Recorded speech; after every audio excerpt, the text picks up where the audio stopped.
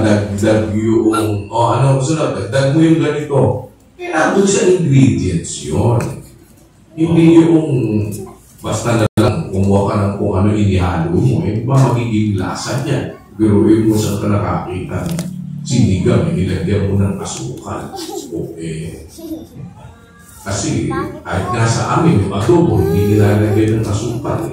Although, natuto ako maglagay ng asukal sa adobo dun sa yung asawa ko mahilig sa parang hindi media.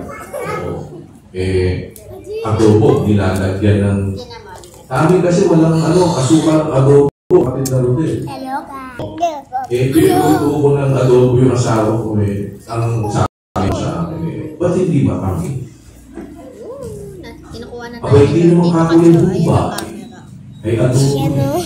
Sa amin asukal. Ang ingredients kapatid na Rodel, may